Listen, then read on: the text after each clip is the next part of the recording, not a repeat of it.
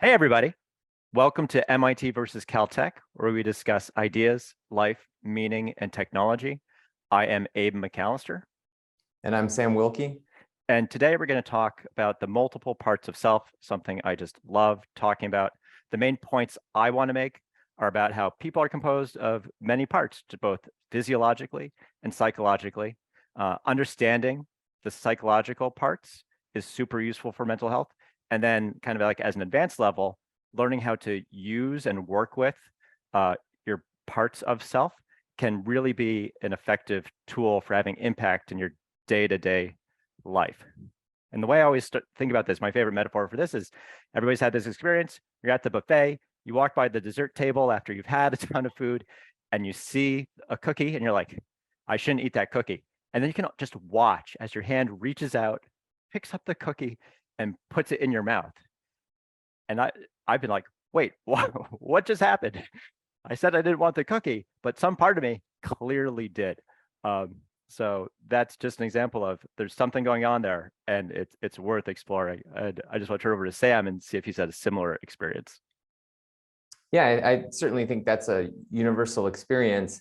And I don't know if you saw my notes on this section, but I was going to ask you for a more personal example, because the cookie example, I think, is very illustrative. We can all relate to that. We've all been there. But I was curious if you had a specific to Abe experience of that. Oh, I have tons, but I did want to, just in case people hadn't really thought about this. I've been thinking about this for over 2 decades, and so I just want to make sure that anybody listening, has a chance to think about impulses where they've said that they shouldn't do it and then did. And for me, I was thinking about a time. This was 1996, 1997, probably like Christmas '96.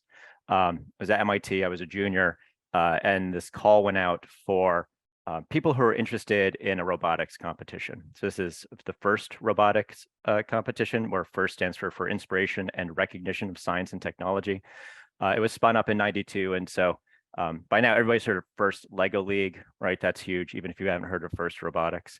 But these all started in the mid '90s, and was started in part by an MIT professor named Woody Flowers, my favorite name of an MIT professor. And he held this meeting, and there were probably like 20 people who showed up to the interest meeting. He's like, MIT should have a team. I want somebody to lead it. And we all kind of sat there. He's like, who wants to lead it? Somebody should step forward. And I remember saying to myself, I don't want to do this. And then I raised my hand.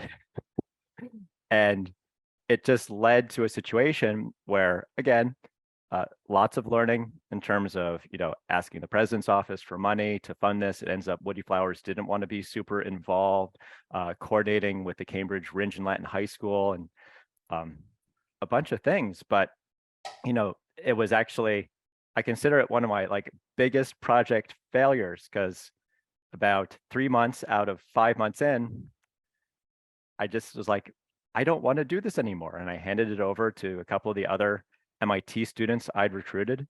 And yeah, and I reflect on why did I raise my hand?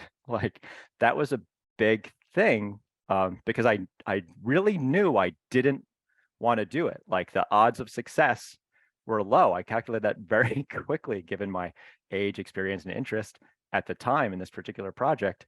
And yeah, so for me, I have a really empathetic side and a little bit of a people pleaser side. And so, you have an MIT professor saying MIT should have a team. And he was clearly I was just, I think, responding to his emotion, right? So the emotional side of me was really responding to the emotional side of him. And I got kind of taken by that. And that's been, I had that experience a couple times where, people can be, emotionally manipulative is too strong a word, but let's just say really emotionally engaging, really pull on people who want to. In this case, I actually feel like I just wanted to make him feel better, for lack of a better way of saying it. I mean, there may have been some other things going on, but that's definitely something where, understanding what part of myself was acting, and if I'd had a more awareness, and I've certainly learned to do this over time, have a conversation, what are the different parts of myself, and I'm just going to use we for convenience. So, if I think of all the parts of myself as a committee in my mind, really, what are we trying to accomplish? What is important to the empathetic part of myself about engaging in this or pursuing this? And what is important about, the practical side of myself, or the side of myself that was, I was a junior at MIT. I had a reasonably heavy course load. I already had other volunteer commitments. I was an officer. No, I wasn't yet an officer in the Electrical Engineering Computer Science Honor Society, but there were certainly many other things going on. So that's a case where that's one of the cases that really made me recognize I needed to get the parts of myself more on the same page. Well, that's what I was going to challenge, that exact concept. Because let's say there was an Abe who, learned how to control that impulse. And let's imagine that Abe's life versus your life. So there's one of you that can totally control that impulse and one that just does it. I imagine that impulse has gotten you into a lot of amazing situations that make you who you are today. So if you went back and let's say your 5-year-old brain, you were able to just add in this impulse control, and maybe that Abe doesn't get into some of the engaging, creative, interesting experience that you've gotten into. What do you think of that idea? So I think you bring up a great phrasing of like a person who has impulses, and it's about their prefrontal cortex controlling and choosing, versus just real parts of self. So who is an individual? And again, I think an individual is, many parts, and in a lot of ways more than the sum of their parts. So I think that when you say just an impulse or just an idea, or like debating pros and cons of an idea, for me, there are really different parts of myself. And I think the easiest way to see this is like the part of myself who wants instant gratification and the part of myself that wants long-term gratification, right? Because those are things where there's clearly different answers and clearly a discussion to be had internally about trade-offs. And you can't always be optimizing for the long term, right? You can't always be so far in the future that you're not satisfying yourself in the present, because the part of yourself that needs that present satisfaction gets really upset. I mean, they can get into mental a bad mental state, right? And there's certainly therapeutic models that talk about this for people who have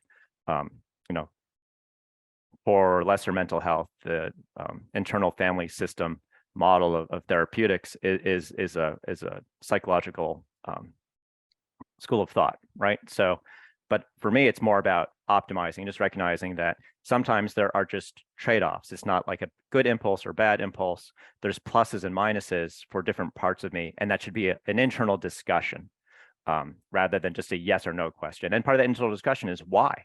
Why is this important to a part of me? And exploring the whys, as opposed to just looking at yes or no aspects, has really led me to some insights about myself and what I can do and what I do consider important. Does that make sense to you? It does. It does. You had just read a book called The Symphony of Selves.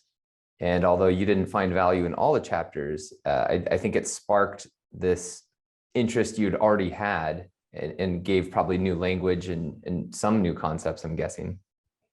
Yeah. And in particular, what it talked about is that caught my mind was using the understanding of parts of self, both internally and when you're dealing with other people. Because you can ask the question, what part of themselves are they showing me right now and why? And I think that was just really helpful. Sometimes you end up in relationships where, you just get into a situation where a person depends on you, let's say for emotional support. And so they're often just coming to you with things they're upset about, right? And it's useful to use language of, I totally appreciate our friendship and that you come to me to talk about things that you're having trouble with, but I kind of miss the side of you that was, let's say excited to see me or excited to share something fun with me, right? And that language of, that part of you, they can, it's a lot softer than why are you always coming to me with things that you're upset about, right? Or bothered by. Like, why am I always bearing this for you? Right. So it's just the language of what kind of roles have we fallen into in a relationship is just helpful because people, that part of you that wants to vent is like, oh, Abe's a good person to vent to. And so that part will just always show up when Abe's around, right? It gives some language around talking to people about the sides of themselves and how your sides interact. And it's just an awareness of, if you haven't seen somebody in a while, which part of them is going to show up, and that's actually a phrasing I've started to use, like, just where are you at physically, emotionally, intellectually. Yeah, that was something that I was very aware of during a job I did in high school. I worked at a local tennis club and I played quite a bit of tennis at that time in my life. And we had a gym as well. And so it was basically a health club. And what I loved about that job is the person who walked through the door, the side of themselves they were presenting is the side that they're trying to engage with health. And so the side I was seeing of each people was their absolute, like, I'm here to enjoy myself. I'm here to take care of myself. I'm here to get a workout in. Perhaps someone hadn't been to the gym in a month and a half and it was their first time back. So you're seeing this, like, somehow they got out of bed and they roused themselves and they're at the gym. So something's happening. And you could see that in their body language and their smile and what they chose to talk to you about. And I was very aware that what a great job I'm in, that I'm the front desk person and I get to see this wonderful side of people. Police, on the other hand, might see kind of people on their worst day more often than not, where I was seeing people kind of in their best moment. And so I really appreciated that aspect of the job. I mean, I love other aspects too, but that was something I was hyper aware of is, hey, I get to see this shiny, fun side of these people, not the, hey, I'm going to unladen my problems on you side that I'm sure most of them had, but I was getting to witness the self-care side. Yeah. Have you found it useful to be able to present different sides of yourself consciously? Like you decide you want to go into a certain situation with a certain part of yourself? Yeah, absolutely. And what I find so interesting is a lot of people feel like that's inauthentic. And I couldn't disagree more. For example, I remember so often in middle school and high school, people saying, oh, that person's different depending on who they're around. And I always thought, well, of course they are. Like if you're around grandparents, you act a certain way because there's a different dynamic there. If you're around parents, you act a certain way. If you're around other people's parents, you act a certain way. And I totally thought that's not inauthentic. You still bring some core level of you, but you're behaving in a way that seems to fit the situation better. Like I'm not going to be cracking the same jokes around my friends' parents as I might around my friends my age. Certainly when you're in high school, right?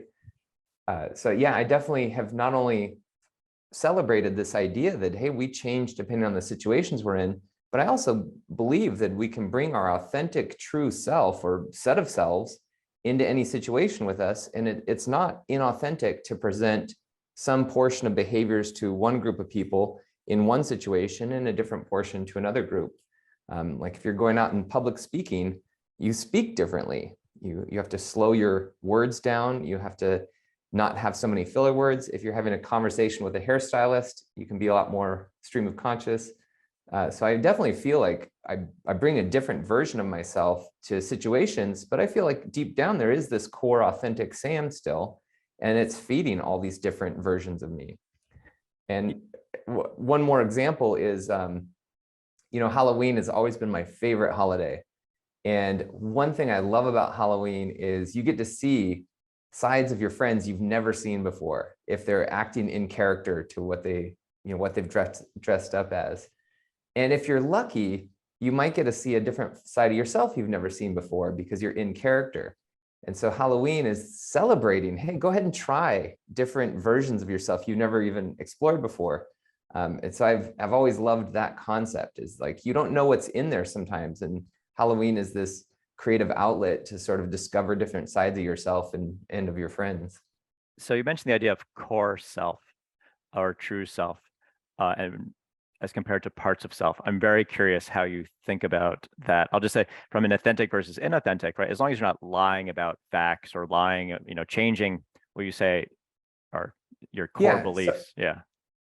I think one of the core pieces of me is kindness. let's just say kindness, Mhm. but there's a million ways to be kind. And so one way that I'm kind is to interact with certain people, but I interact with them in one way. And then another way to be kind is there's a dog right over here, and I'm very kind to that dog, but in a very different way. It's a different being, it's a different species. So kindness can come out of me in a multitude of ways, or in a, like the symphony of selves idea, there's a lot of different ways to be kind, but I think kindness is a core value of mine, and hopefully a virtue as well. So that's what I mean by the core being, when I think of who I am, I have a lot of different ideas and words about who I am, but I think there is some sort of core version of me that is driving all of those different possibilities. That's But interesting. I want Uh, to bounce the question back to you, because I think I'd seen your notes before this discussion about core. And so I want to. Yeah, for me, I think it's very curious because I know when I've been like a leader in my community, I was the president of our community pool. That's 250 people who co-own a facility, right? And I definitely presented a side of myself that was strict and humorless and a little unforgiving. So in order to shift the execution of a lot of roles at the pool and the behavior of people at the pool, so that's more of a public negotiation. And so it's very interesting because people who'd known me for over a decade are like, well, that's an interesting side of Abe. And then people who were just meeting me at the pool for the first time are, like, Abe's an asshole. And it was very interesting to see as the years passed and those people who were new, and particularly once I wasn't pool president and I was just having a good time, they're like, who are you? That's not you. And I just had to go into discussion about, right? So when you're having a public negotiation in a community and you've kind of been elected to execute on something and the best methodology is to be a hard ass, that's what you do. And it was effective for me because again, I'm perfectly comfortable in public taking an unpopular position to move consensus toward that position if the goal is to just get toward that position, but not actually to move all the way there, right? So sometimes taking an extreme position just helps move the average, and that can be an effective tool in public negotiation. So, I would say that side of myself was pretty far removed from my true self in terms of behavior, but right in line in terms of effectiveness. Does that make sense? Yeah, that makes perfect sense. Yeah. So is I that see. inauthentic? Was I not being true to my core self? Yeah, it sounds like you were. Yeah. So for me, I think that in terms of I think that in terms of what I'm trying to accomplish and am I getting it done? And there are just some lines about, no lying particularly. So my core values are loyalty, transparency, and respect, right? So those guide how I interact with people and community and my family. And I feel like as long as I'm true to those core values with all parts of myself, I have a lot of free reign to interact, to behave in a very wide spectrum. As you talked through your example, I was reminded of a way that I felt like I was true to my core self, but had very different versions. And I got a reputation in high school for being someone you could trust with your keys. At my high school, we would go party in the wilderness. And grew up in not quite rural Idaho, but the bigger towns were like 2,000 people. So it's not quite, it's not urban Idaho either.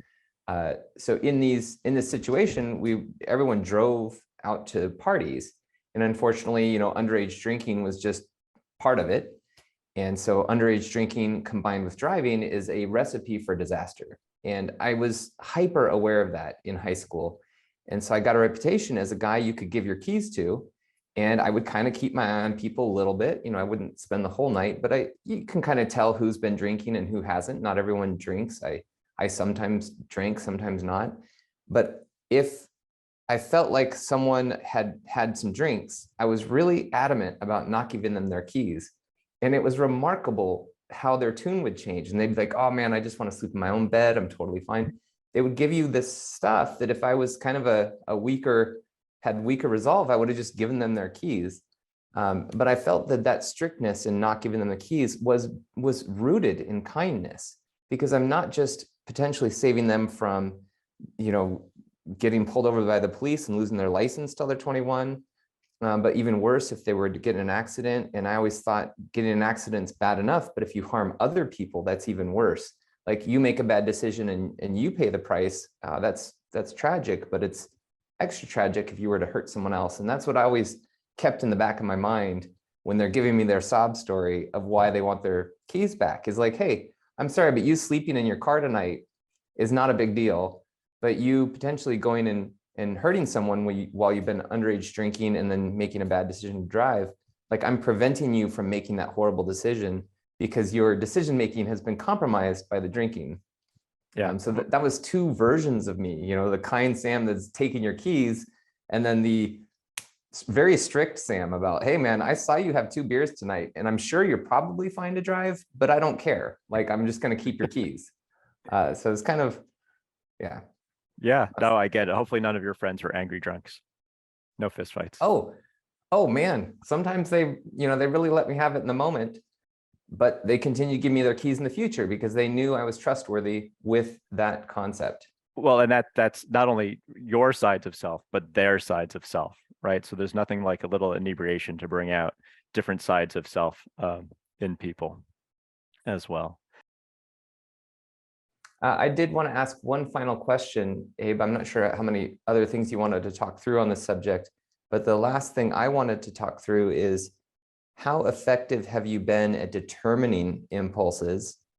For example, you gave the example of going for a cookie and then just eating it, even though you're not hungry, and you have the conscious thought of like, don't grab this cookie, and you grab it anyway.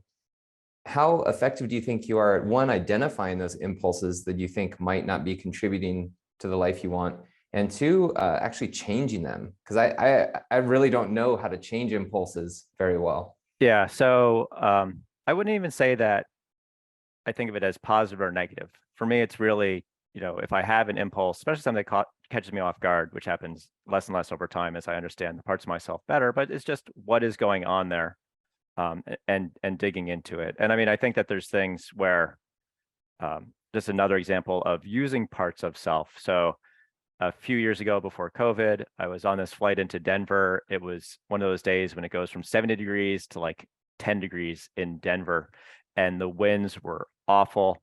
It was a 787, took 4 attempts to land this plane, right? So we were circling Denver airport in the turbulence for an hour, and the flight attendants were going up and down the aisles with huge trash bags that people started to throw up. And I've been flying a lot, so the first half hour was okay, but the last half hour really a little bit did me in.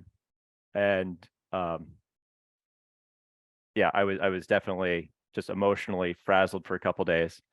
And then COVID hit, and as I was thinking of projects to do in COVID and coming out of COVID, right, I decided to get my pilot's license. And a big part of that was, I had some friends with pilot's license in planes, and it seemed like a really interesting thing to do. And I knew that it would push me. So, the first like 10 flights in a small plane, I had motion sickness. I didn't feel comfortable, and there was there's the part of me like, why are you doing this? And the part of me that said, this is worthwhile. This will make you stronger.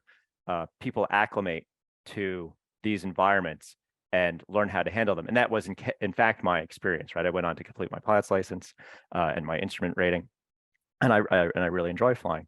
So I think that's a time where, kind of digging into a part of myself that was, afraid, and being like, it's okay to be afraid, and a stronger part of myself is going to help me work through this with behavior. And so that's something where just recognizing, that there was a part of myself that was reasonably traumatized, like the trauma and the trauma experience was real and reasonable. And I needed a part of myself that, let's say the more ambitious or goal-driven part of myself, the achievement part of myself, to kind of take over and say, I'm going to help you, and we're going to learn something. This is going to be awesome. And that is actually like, those are the words I said to myself in my head, right? So yeah, it's really an internal conversation. I think those internal questionings, those internal acknowledgements, and those internal encouragements are really key to how I operate. Yeah, I'm guessing as you talked through this, it reminded me of probably the most famous experiment when thinking about delayed gratification versus instant gratification. It's an experiment where they put a marshmallow in front of a kid and they say, if you wait 5 minutes, I'll give you 2 marshmallows. If you eat this, that's all you get. So basically, by not eating the marshmallow, you get a bigger prize later. And what the researchers found is that the kids that could do the delayed gratification did better in certain things, like school, for example. But what a lot of people don't know is a follow-up they did to this experiment is they started finding out that the home life of the kids, the ones who didn't do instant or delayed gratification, came from places where adults were not trustworthy. So what's interesting is a kid is still making a smart choice to eat that marshmallow because he doesn't believe the adults. He doesn't trust that the adults are going to give him 2 marshmallows. So he's like, hey, 1 marshmallow for sure.